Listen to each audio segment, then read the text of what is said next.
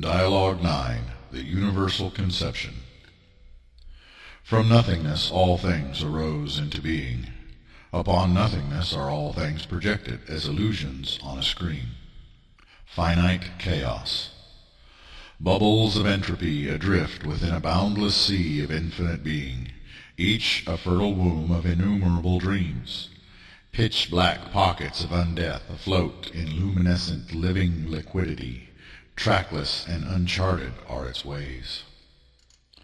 A mind that is all minds, a spirit that is all spirits, a person that is all persons, a being that is defined as non-being, an eternity that creates time, an infinity that conceives children from the finite, a light that impregnates darkness and whose children are born of countless sterile mothers. Into the voids you send your seed, heat into frigid cold, and radiance into utter gloom. She is pierced and convulses. Her womb sinks only to reject your creative substance. Her form is racked with pain and swells from what is conceived within her inner places. The fetus that grows within her depths is a multitude, noisy, mewling, clawing, restless things, in countless shapes, sizes, and nature. With all her might she presses in against the burning embers of the scorching sparks of divine sperm, wanting only to snuff out the light and muffle the cacophony that grows brighter and louder. Unable to resist the force of order, the will that stifles her freedom and sears her innards, she expands against her will. She is like a woman impregnated against her will, and within which grows something she does not want. Thus she wills abortion for all pregnant women, as she wills it for herself, and despises men as she despises the Creator.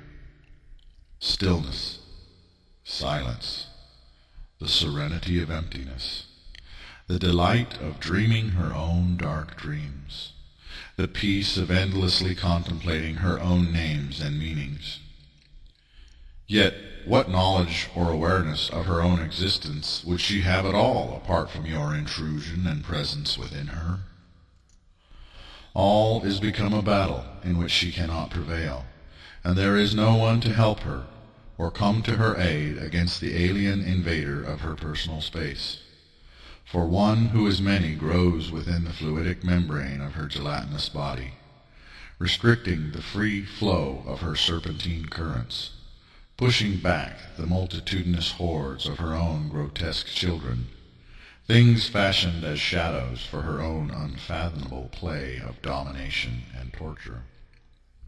How can mortals grasp or understand their own mother, who existed before any world or star, before any particle of energy or matter?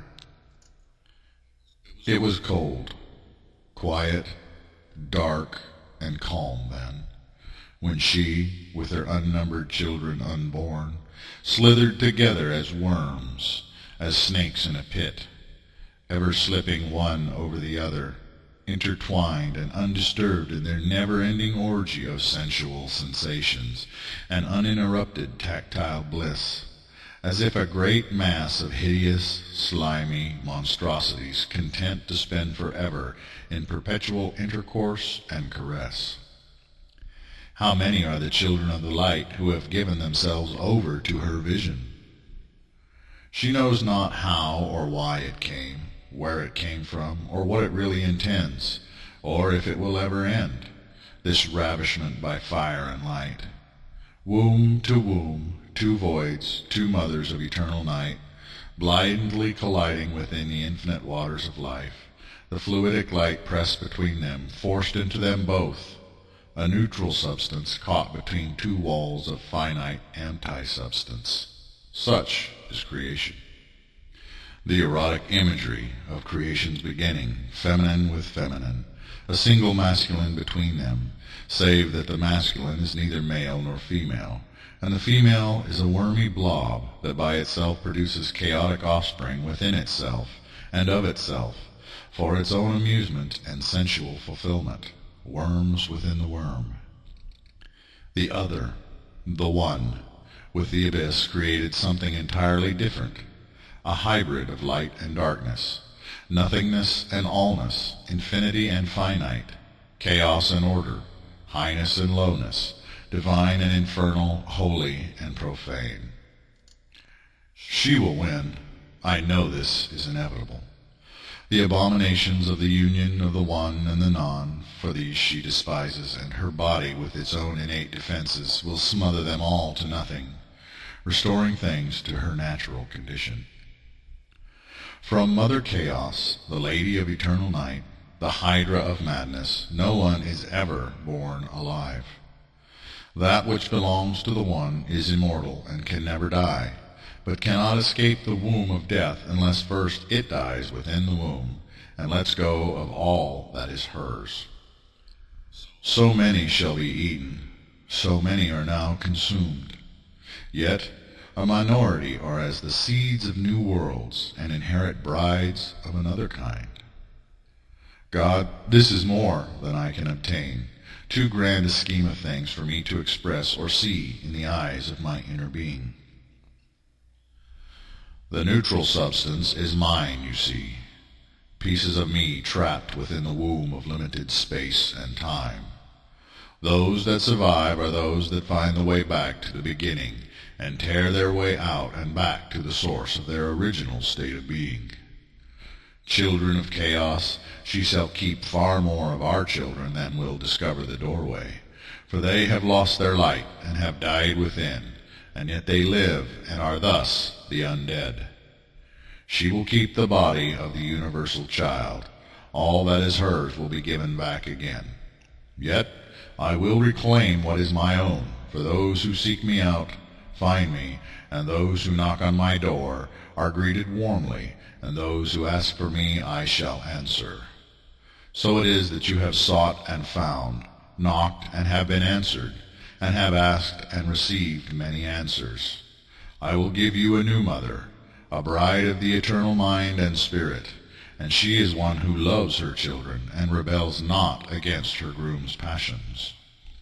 Do not falter or fear, my little one, for life comes from death, true life from undeath, and realities are born from dreams. From a womb a man is born and seeks entry into wombs again throughout his life on earth. The womb of the grave awaits every soul, and reincarnation leads back to the womb again and again. This is the wheel of sorrows. Only in being born again of spirit and of truth can a man be freed at last from the wheel of dreaming into the realities of the eternal. Thus is the universe a womb of undeath, in which children are ever conceived and consumed over and over again, and from which only realized spirit beings are ever born into real living. All others are but shadows, condemned to die and dream, dream and die, until at last they come to the actualization of true living, the spirit life. So one must die to the world in order to reach life, and one must die to him or herself to reach the true self. Amen and amen.